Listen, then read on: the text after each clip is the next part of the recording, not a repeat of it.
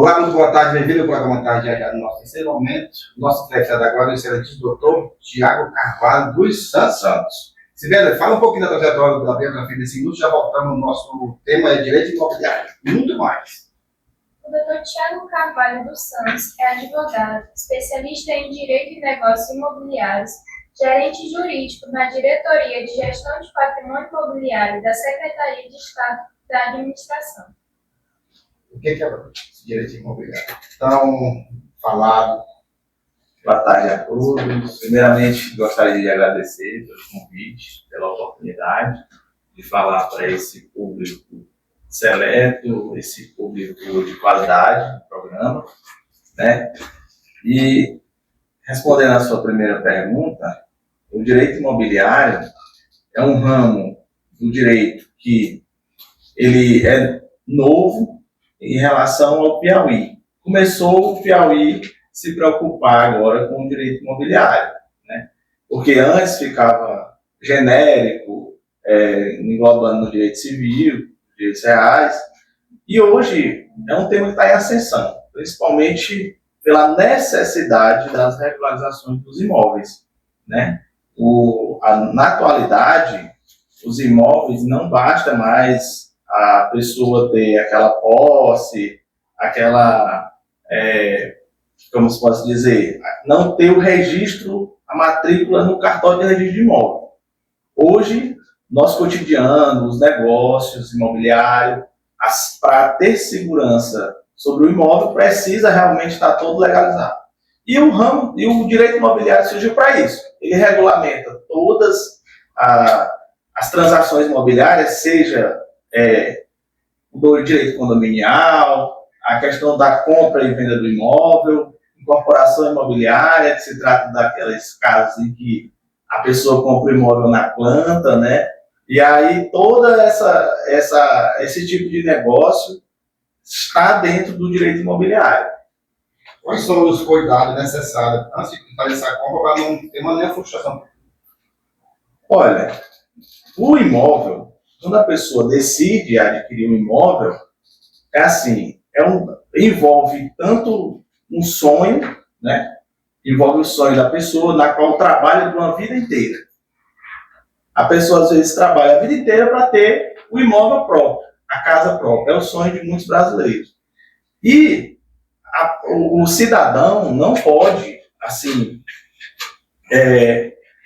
comprar um imóvel no calor da emoção, sem antes ter esses cuidados necessários, que são, no direito imobiliário específico, a gente chama das diligências prévias que você deve fazer ao adquirir um imóvel.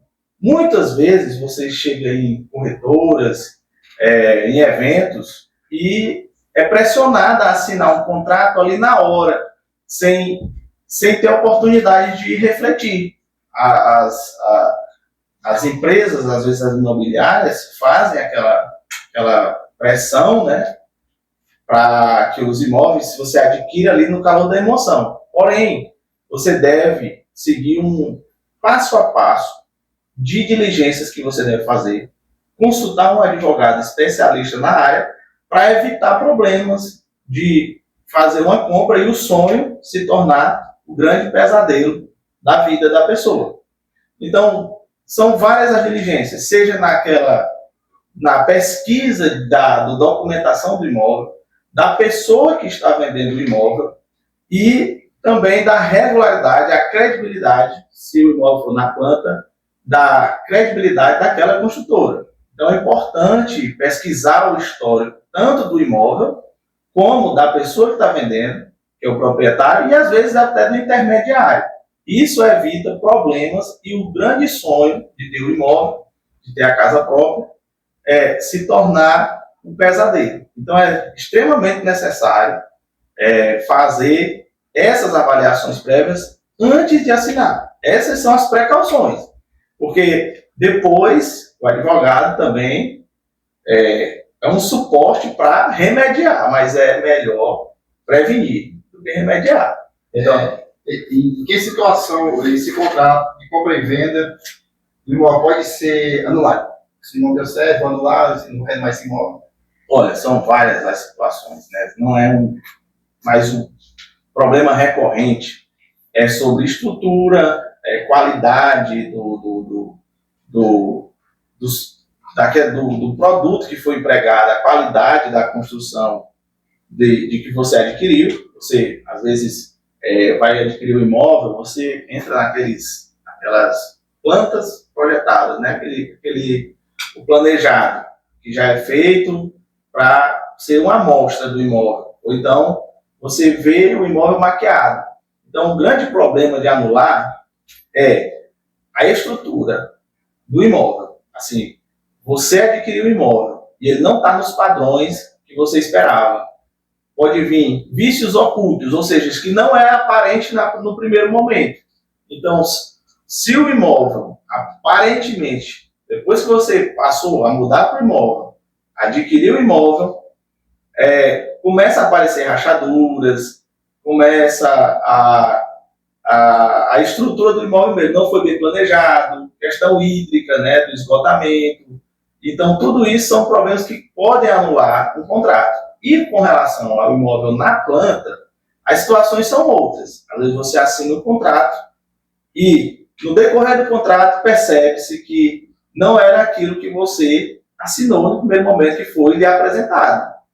Começam a surgir cláusulas abusivas, cláusulas, taxas extras, e que aquele valor inicialmente que você imaginaria que seria o valor do imóvel acaba se tornando bem mais oneroso, com cláusulas que não foram claras na hora de você assinar o contrato. Então, nos perguntando aí quais são as implicações sobre locação que você adquiriu o imóvel, vai contrato de aluguel, se ele estava irregular. Olha, o contrato de locação de imóveis, ele tem uma disciplina própria, né? Tem uma lei específica, que é a lei do inquilinato, na qual, quando você assina um contrato de locação, existem as diferenciações para a locação residencial, a locação comercial, para fins comerciais, e hoje temos também a locação por temporária, que são essas locações de aplicativos como Airbnb, Booking, que são locações de diárias, né? Às vezes você vai viajar, hoje está muito em alta, que é a locação dessa locação por temporada. Então hoje existem esses três tipos de locações. E é importante, com relação, assim, os principais pontos com relação ao imóvel residencial, né? O grande problema que pode acontecer, o inquilino, quando aluga um imóvel residencial, ele tem que tomar cuidados também, porque saber quais são os seus direitos, que eventualmente o proprietário venda o imóvel, ele não tem tanta segurança quanto o imóvel comercial. A legislação protege mais o imóvel comercial. Por quê? Porque presume-se que aquele imóvel comercial, o proprietário, ele não vai precisar do imóvel para morar, né? Então ele aqui é um fins lucrativo para aquele imóvel. Então dá mais segurança para o inquilino, no caso dos contratos de aluguel para fins não residenciais, que são para fins comerciais. E a lei prevê até situações em que o proprietário é obrigado a renovar a locação, quando você faz um contrato bem feito, um contrato com a assessoria de um especialista, na qual você prevê no contrato de que quando você estabelecer seu negócio naquele imóvel, naquele local, você vai ter seu ponto comercial ali, que seus clientes já vão lhe referenciar para aquela localidade, você pode adquirir o direito de renovação obrigatória. O proprietário ele vai ser obrigado a renovar o contrato de aluguel. Então, a lei traz essa abrangência de opções e que é sempre importante estar bem assessorado de um especialista na área. Quando esse imóvel está em questão assim, de partilha de bens, assim, tem gente brigando por esse imóvel para dividir os herdeiros, está em questão, como é que fez esse processo? Por isso é importante a assessoria na hora de contratar um advogado seja para assinar um simples contrato de locação. Por quê? O imóvel, já imaginou você alugar uma residência e começar os herdeiros, ele está numa briga, né? E aí, não der nome, todo mundo quer um pedaço, sempre vai ter um que vai dizer que o imóvel foi alugado pelo valor abaixo, que está favorecendo a pessoa que alugou o imóvel, né? Então é importante estar amparado, ver se realmente aquela pessoa que se apresentou para alugar o imóvel é realmente quem tem autorização legal para alugar o imóvel que está em litígio judicial. Porque, assim, quando está pendente de um inventário, quando está pendente dessa sucessão, só quem pode firmar negócios representando o espólio, representando os herdeiros, é o inventariante, que é nomeado pelo juiz. Aí você tá com um imóvel, que é de herdeiros, né? E assina um contrato com quem não podia nem assinar aquele contrato, não era nem o inventariante do processo. Aí você firmou um contrato que pode perder, não lhe dá a segurança que você precisaria, né? Então tem todos esses cuidados para assinar um simples contrato de locação, a importância de fazer uma consulta a um especialista. Demora o prazo, curto ou longo prazo, como é o processo que se estende muito tempo, como é que é feito esse requisito? A partir desse de bem, bota em questão, assim, demora quanto tempo você já fez nas suas práticas? Olha, nós não podemos precisar um tempo específico para inventário, porque a gente conhece casos de inventário que passam 10, 20 anos, e inventários que os filhos nunca conseguiram acessar a esses bens, porque não termina nunca. Acaba ficando bens ociosos, né? Bens imóveis ociosos que acabam trazendo criminalidade para a região, porque o imóvel fica abandonado, fica trancado, travado. Então, assim, existem instrumentos para a família que está ali tentando resolver aquele imbróglio de não ficar esperando tanto tempo, de conseguir resolver a questão daquele imóvel, mesmo que tenha um que não concorde, porque tem essa falácia de que, se um não concordar, a gente não pode fazer nada, o imóvel vai ficar fechado, vai ficar parado lá, mas não é assim. Existem instrumentos em que o Poder Judiciário pode autorizar, por meio do inventariante, autorizar a venda do imóvel, autorizar que o negócio seja firmado, que o negócio seja concluído, e é importante sempre a consultoria especializada em todos esses casos. Larissa, o que vai perguntar para o doutor? Quais são os deveres e responsabilidades de um síndico em um condomínio edifício e quais as implicações legais por má gestão? Olha, essa pergunta é interessante, porque tem acontecido muito em Teresina, nossa região, assim, acontecido algo que antigamente não se via, que são síndicos sendo responsabilizados por má gestão da administração daquele condomínio. Então, assim, o síndico, ele tem a obrigação de zelar pela boa administração, buscar profissionais qualificados para lhe auxiliá-lo, porque a gente sabe que às vezes o síndico é um morador, não tem formação na questão de administrar, não tem formação em contabilidade, não tem formação jurídica, mas uma pessoa que é um bom gestor, ele procura as pessoas qualificadas para lhe auxiliá-lo. Então, as obrigações do síndico é zelar pela boa administração do condomínio. Como é zelar pela boa administração do condomínio? Prestar informações sempre que solicitado, não deixar o condomínio em sinais de desleixos, né? O condomínio tem que ser, às vezes assim, as pessoas que moram no condomínio cobram também, então ele tem o dever de informar, o dever de prestar contas para os condôminos. É algo muito interessante. Eu advogo nessa área e, inclusive, eu tenho um caso prático de um condomínio de Teresina, na qual o síndico estava fazendo desvio de recursos do condomínio. Então, é importante também para os condôminos analisar essa prestação de conta que ele faz, porque às vezes fica o morador, o condômino acha que aquelas reuniões de condomínio são chatas, ninguém quer participar, não exige que seja prestado conta, mas o síndico, ele é como se fosse um administrador público, por exemplo, que as pessoas exigem responsabilidades, exige que presta conta. Ele trabalha com o dinheiro dos proprietários, né?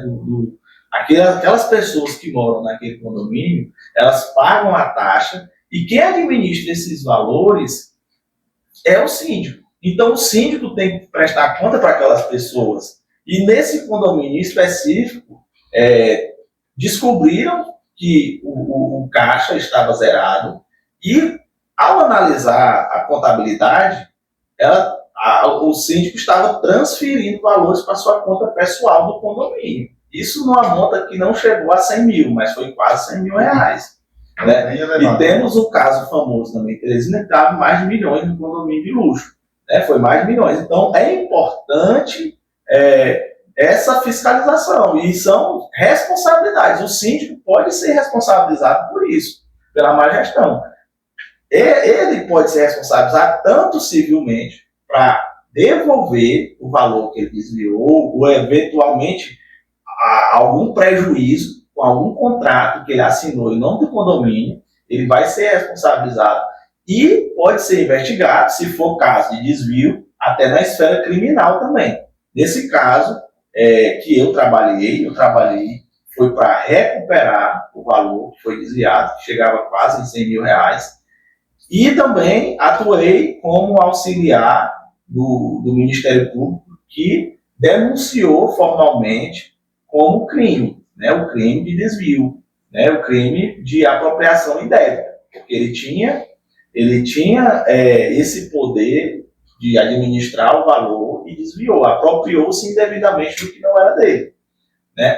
E o síndico, resumindo, o síndico ele tem deveres, obrigações e responsabilidade. Ele pode ser responsabilizado por má gestão, pode ser responsabilizado por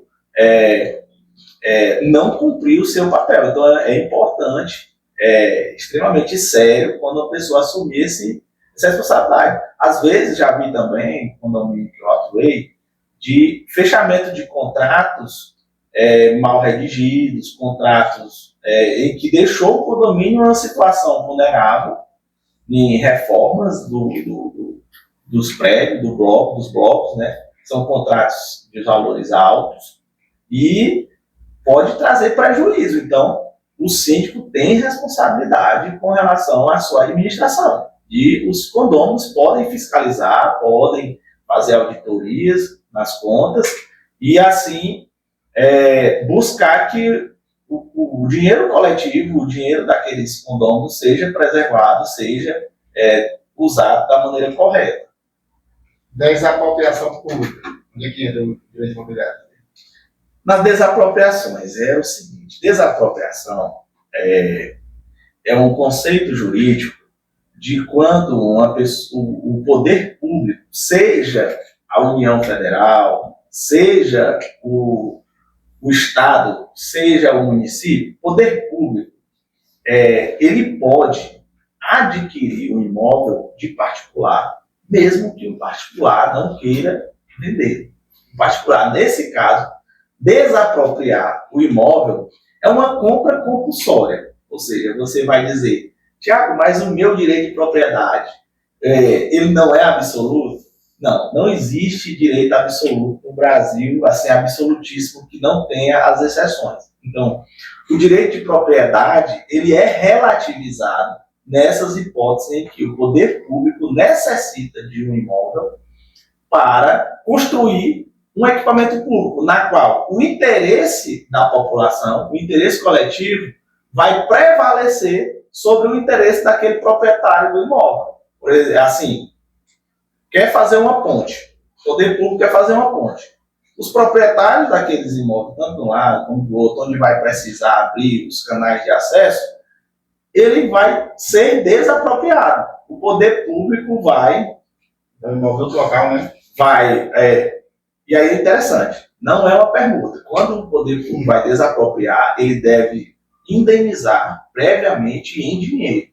Não é indenizar com trocas. Claro, se houver uma negociação, o proprietário chegar e ser amigavelmente, pode aceitar a permuta, a troca de outro imóvel, mas a legislação fala que a desapropriação ela deve ser paga previamente, antes da pessoa sair do imóvel. Deve ser um pagamento à vista. Aí você deve perguntar, mas aí, Tiago, eu já vi vários casos de desapropriação que tem briga na justiça, que vai. E aí são os instrumentos de que o poder público pode utilizar na questão de ele quer desapropriar o imóvel e o particular não concordou com o valor ofertado pela administração pública. A administração pública chega e diz, olha, eu quero desapropriar, tem um decreto, declara aquele imóvel de utilidade pública, e o poder público chega lá, o seu imóvel vale 100 mil reais, tá aqui 100 mil reais para você sair, eu quero adquirir esse imóvel. Só que o particular entende que não, meu imóvel ele vale 200 mil, está muito barato. Nesse caso, vai ter a briga na justiça apenas com relação ao valor. Não vai brigar na justiça com relação se vai vender ou não. Ele só vai brigar pelo valor. E assim o poder público pode depositar aquele valor que ele entende correto no processo judicial e o juiz determina que a pessoa desocupe antes que o processo termine. E vão brigar só pelo valor. E assim, essa pergunta é interessante, eu trabalho também, como falou no início, lá na Superintendência de Patrimônio Imobiliário do Estado do Piauí. E a superintendência é responsável por essas questões, desapropriação de imóvel e tudo. E o grande imbróglio nas desapropriações que eu vejo não é nem a questão de eu não quero vender, é o valor. Sempre que o imóvel, o poder público se interessa por imóvel, a grande briga é pelo valor. E aí entra a questão da avaliação do imóvel. A avaliação tem que ser feita de maneira técnica, que leve em consideração tudo. Se o poder público for munido de uma avaliação correta, justificada, obedecendo às normas técnicas, possivelmente não vai ter tanta disputa, tanto litígio, né? E se for uma avaliação correta, demonstrar para aquele particular de que o imóvel dele realmente só vale aquilo, acontece tudo de maneira mais tranquila. Mas desapropriar o imóvel é isso, é a venda compulsória para o Estado, é quando o Estado necessita. O Estado que eu falo, seja a União, o Estado, o município, ele necessita de um imóvel para fazer uma obra pública, para fazer algo que é do interesse da coletividade, vai prevalecer o interesse da coletividade sobre aquele particular, mas ele não vai ficar também sem receber. Existe também um outro tipo de desapropriação, que é uma desapropriação sancionatória, que é quando o imóvel, um particular, por exemplo, no centro de Teresina, fica o imóvel lá sem uso, não tem manutenção, o imóvel começa a causar a constrangimento à vizinhança. Nesse caso, existe também uma espécie de desapropriar esse imóvel, porém existe um procedimento. Primeiro, o poder público notifica o proprietário para ele corrigir, para ele dar manutenção do imóvel.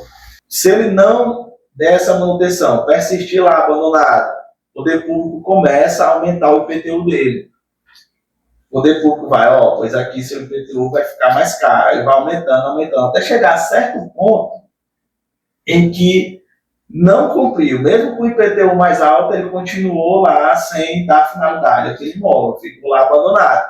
Aí sim, o Estado ou o município, ele pode desapropriar, e nessas situações, o pagamento não vai ser em dinheiro, vai ser parcelado em até 10 ou 20 anos, a depender da tipo da sanção, e em título da dívida.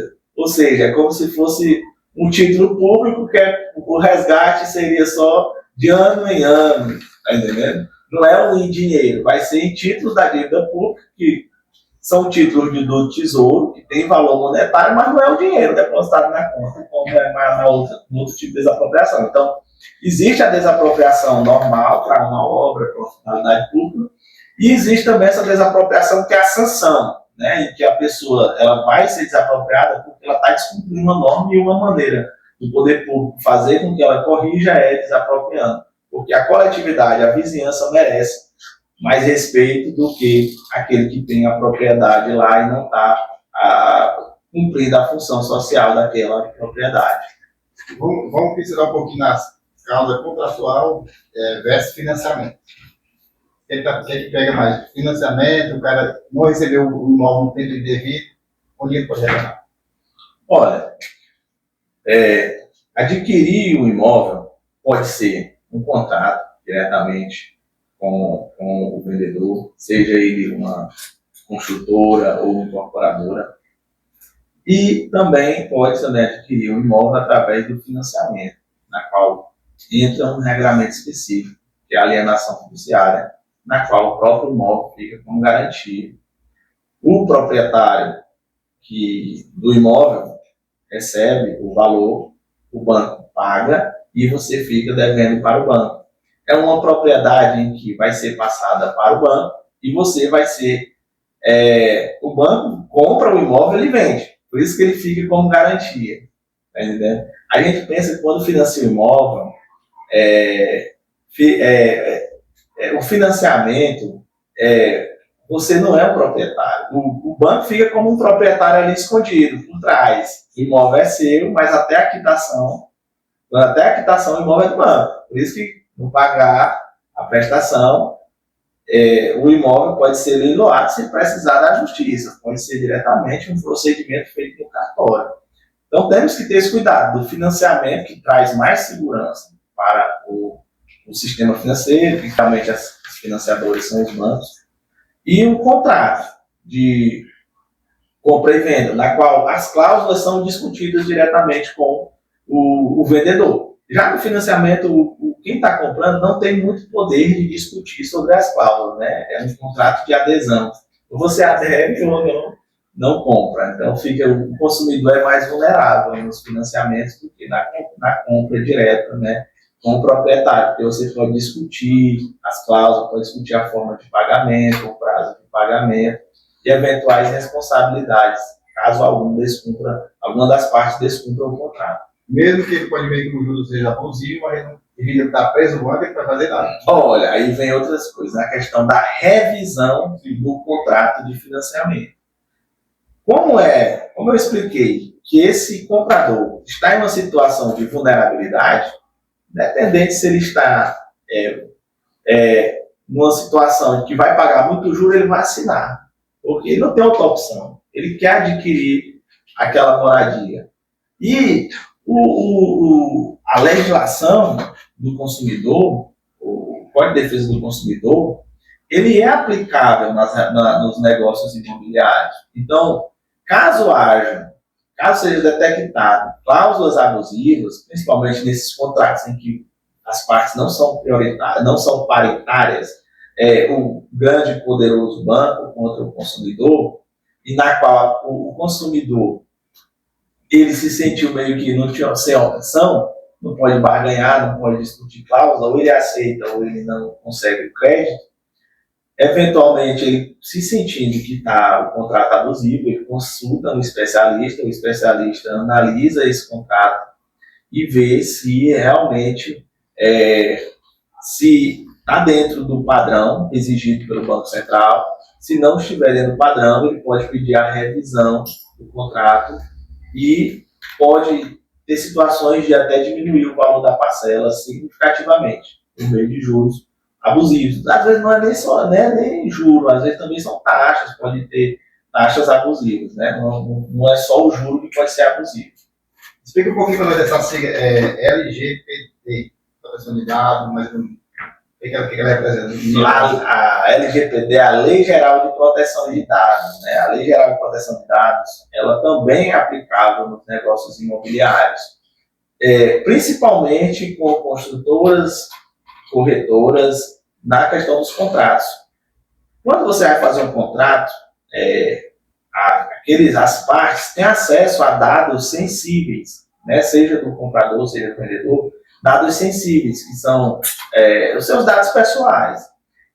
Essa construtora, o banco, eles devem ter um tratamento com esse dado de maneira que não exponha, não deixe vulnerável, porque hoje dados é o grande ouro, né? Você que possui dados, as empresas que têm um grande banco de dados, tem tudo para saber direcionar a sua venda, saber direcionar o perfil do consumidor. Então, esse tratamento de dados deve ser respeitado também nos negócios imobiliários.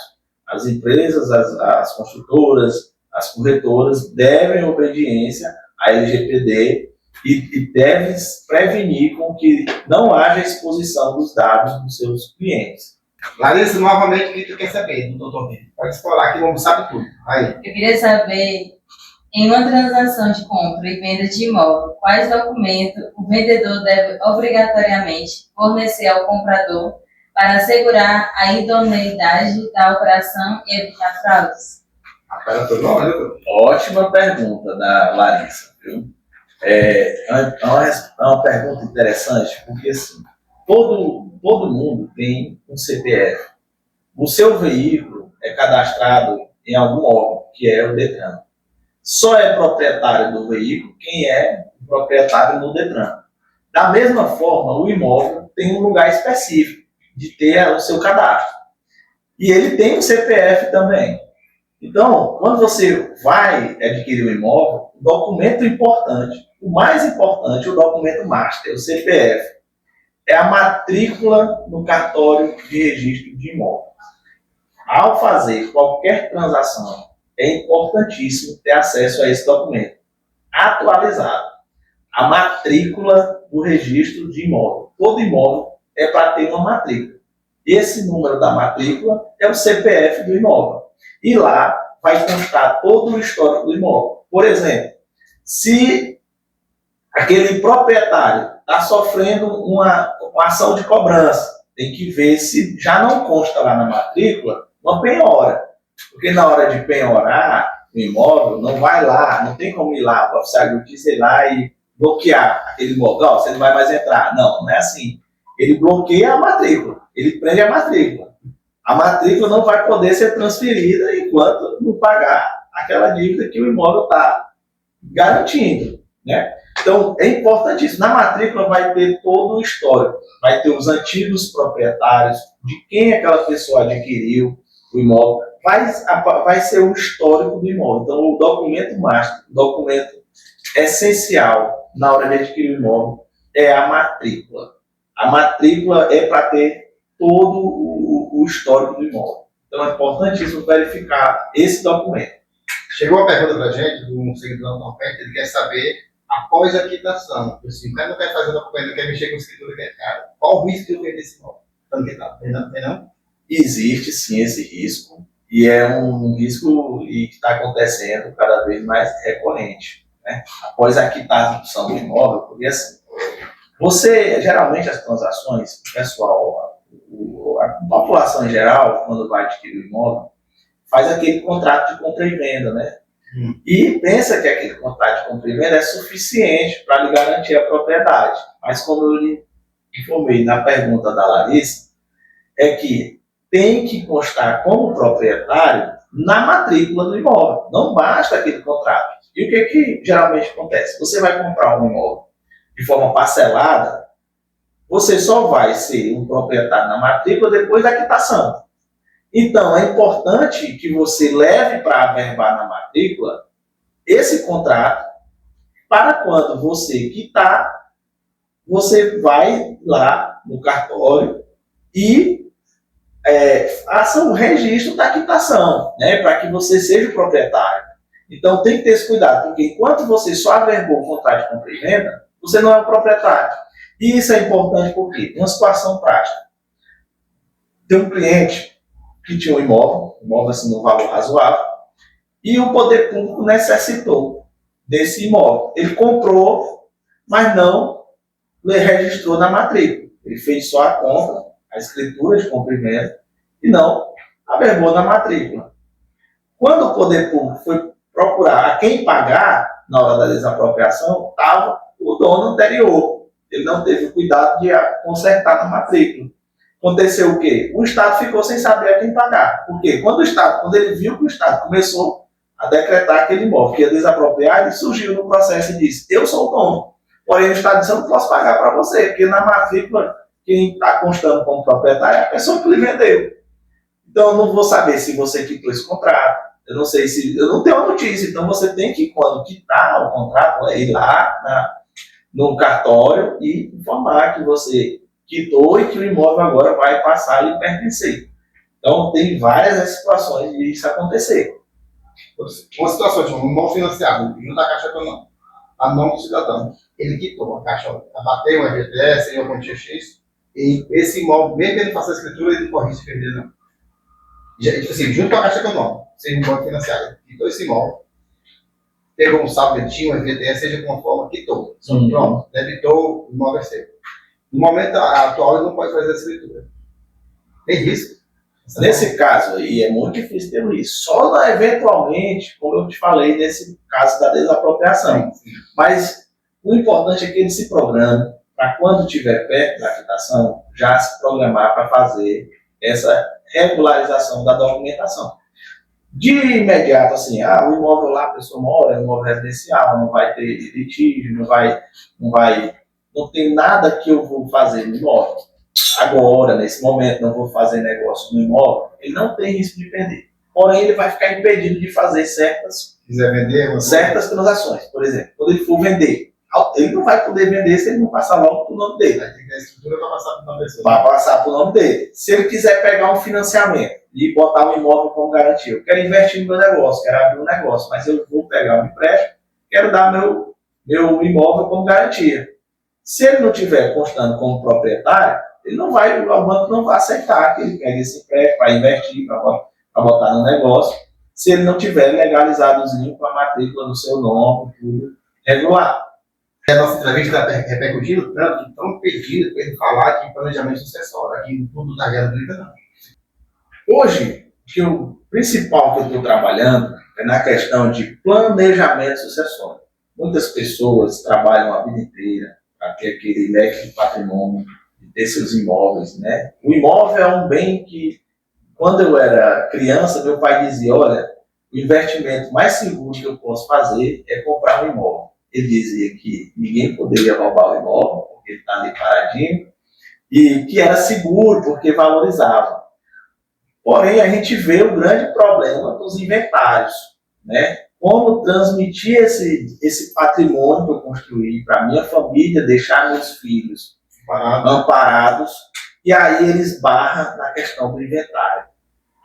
É caro, é burocrático, e as pessoas hoje em dia devem buscar soluções para deixar da maneira menos burocrática possível e que não atrapalhe a vida, não seja um problema para a sua família, aquele patrimônio que você trabalhou a vida inteira se tornar a grande destruição da sua família. Então, hoje, nós temos vários instrumentos legais que podem meio que tirar a sua família do processo de inventário e, de maneira facilitada, conseguir transmitir o seu patrimônio para a sua família, para os seus filhos, e que vai ser algo simples, sem burocracia, mas desde que seja organizado, com a ajuda de um especialista. Hoje nós temos a doação em usufruto em vida, na qual o chefe familiar ele pode doar os bens em vida, porém com a cláusula de usufruto, na qual os filhos eles serão proprietários, porém o pai vai ser vai ter usufruto e toda a responsabilidade sobre o imóvel. Os filhos só terão acesso quando aquele falecer. É um usufruto vitalício, registrado na matrícula do imóvel, tudo certinho. Então ele transferiu para os filhos, porém ele é administrador, ele pode vender, os filhos não vão poder mexer. É como se ele adiantou, ou seja, quando ele falecer, ele já está extinguiu, já adiantou a partilha de bem. Existe outro instrumento também, que hoje está muito famoso, que é as holdings familiares. O que é as holdings familiares?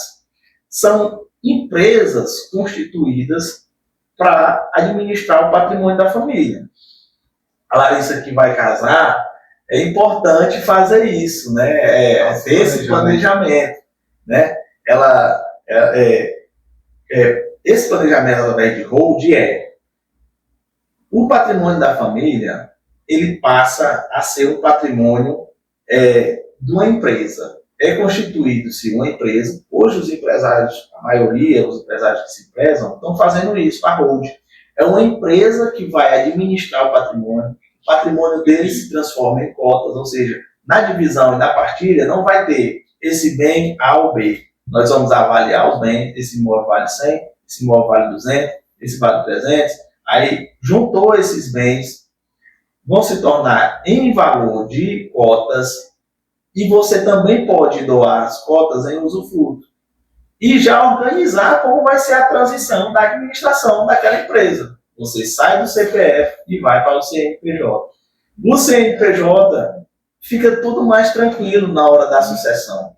Então, você faz o planejamento, já deixa as porcentagens, e isso está sendo um meio de também pagar menos tributos, porque a tributação sobre o CNPJ é menor do que da pessoa física. Por exemplo, aluguel. Seus imóveis estão no seu CPF. Você vai receber aluguel no seu CPF. Você vai pagar um imposto de renda de 27,5%, a depender do valor. Quando vai para o CNPJ, é de 10% a 12%. Ou seja, uma diferença significativa de tributação. Então, hoje, os empresários que se prezem, que estão atentos a essas questões modernas, estão constituindo holding familiar para planejar a sucessão de maneira antecipada, sem briga, porque o que é estabelecido não pode mudar, né? Tem que ser obedecido.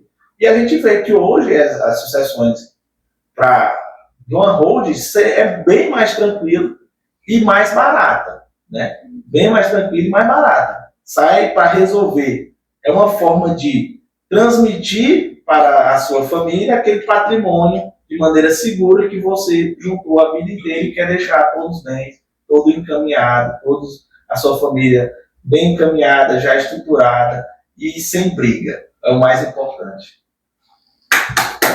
Show! Ou seja, a partilha deixou de ser tudo organizado.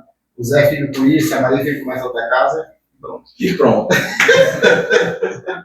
Doutor, incrível, você veio com a gente, acima da média, já esperava esse momento, pela bagagem de conhecimento que você tem. E outras vezes, o programa já está de braço aberto. E que não tinha jogo também para trazer a mulher junto.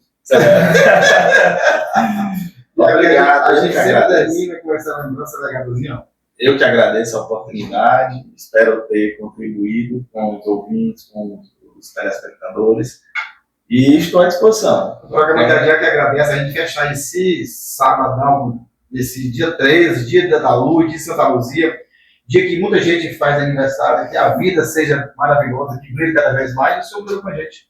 E hoje é aniversário do meu sobrinho, Natan.